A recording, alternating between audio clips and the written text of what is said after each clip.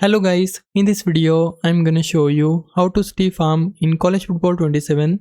It's a simple move to perform and it can help you fight through a tackle for a few extra yards.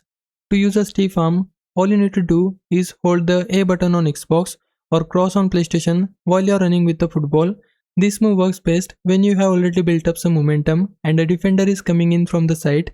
If you time it well, your player can push the defender away and keep the play alive. You can either tap or hold the button, but the key is using it at the right moment. It will use a bit of stamina, so don't rely on it every single play.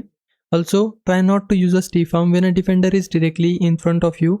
It's much more effective against defenders approaching from an angle because you'll have a better chance of breaking free. On lower difficulty settings, you'll probably see it work more often. Against stronger opponents or on higher difficulties, the timing becomes much more important and it won't always be successful. So press or hold A on Xbox or cross on PlayStation.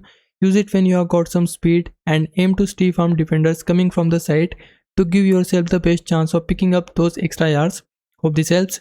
Leave a like and subscribe my channel. For now, thanks for watching.